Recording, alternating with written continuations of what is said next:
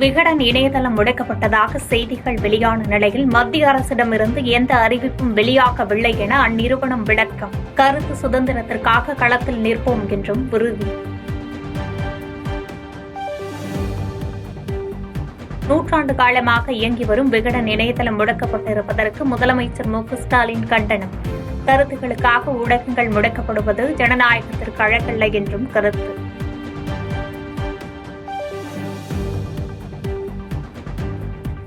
அரசு பள்ளிகளில் தமிழ், ஆங்கிலம் 3வது ஒரு இந்திய மொழி என மும்மொழிகள் கற்பிக்கக் கூடாதா? முதலமைச்சர் மு க ஸ்டாலினுக்கு பாஜக மாநில தலைவர் அண்ணாமலை கேள்வி.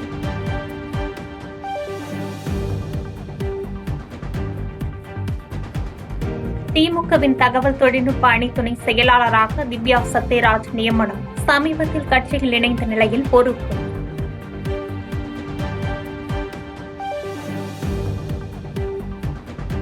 மதுரை கீழக்கரை ஜல்லிக்கட்டு அரங்கத்தில் 3வது முறையாக போட்டி. வாடிவாசல் வழியாக சீறி பாய்ந்த காளைகளை வீரத்துடன் அடக்கிய மாடுபிடி வீரர்கள்.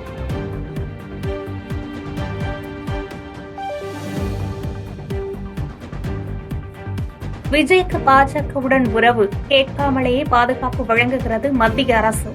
மாரத்தான் போட்டியில் கலந்து கொண்ட அமைச்சர் தாமு அன்பரசன் பேட்டி. இந்த பிரச்சனை பேசுப்பா, சொல்லு.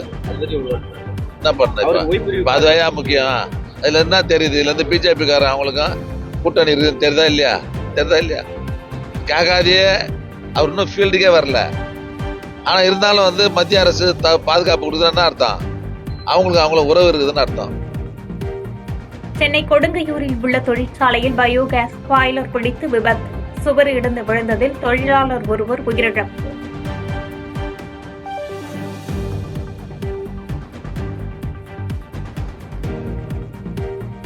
மும்மொழி கொள்கையை ஏற்காவிட்டால் நிதி பற்றாக்குறையை ஏற்படுத்தி அரசுக்கு நெருக்கடியை உண்டாக்குகின்றனர். அமைச்சர் KN நேரு குற்றச்சாட்டு.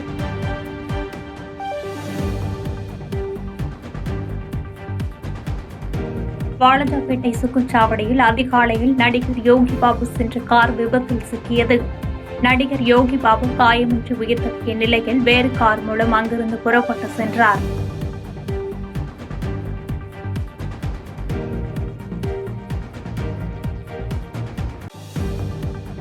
டெல்லி ரயில் நிலையத்தில் ஏற்பட்ட கூட்ட நெரிசலில் 9 பெண்கள் உட்பட 18 பேர் உயிரிழப்பு, 10க்கும் மேற்பட்டோர் படுகாயம்.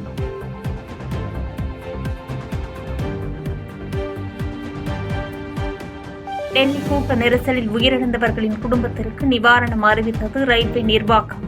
தலா 10 லட்சம் ரூபாய் வழங்கப்படும் என அறிவிப்பு. கூட்ட நெரிசலில் உயிரிழந்தோரின் குடும்பத்திற்கு குடியரசுத் தலைவர் திரௌபதி முர்மு இரங்கல். ரயில்வே நிர்வாகத்தின் தோல்வியையே இந்த விபத்து காட்டுவதாக ராகுல் காந்தி குற்றச்சாட்டு.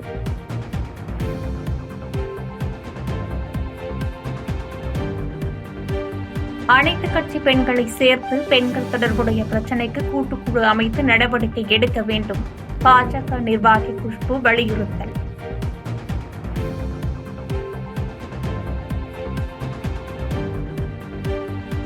சட்டவிரோதமாக குடியேறிய இந்தியர்களை 2ஆம் கட்டமாக திருப்பி அனுப்பிய அமெரிக்கா. 116 பேருடன் அமிர்தசரஸ் வந்து இறங்கிய விமானம்.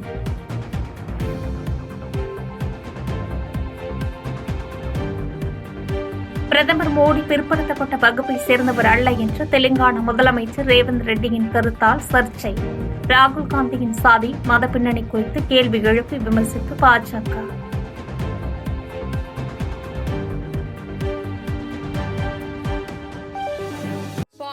செய்பவரை கண்டால் நாம் பயம் கொள்ளலாகாது பாப்பா.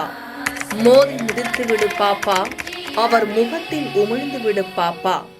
அண்மை செய்திகளை உடனுக்குடன் தெரிந்து கொள்ள இணைந்திருங்கள் எம் நாடு தொலைக்காட்சியுடன்.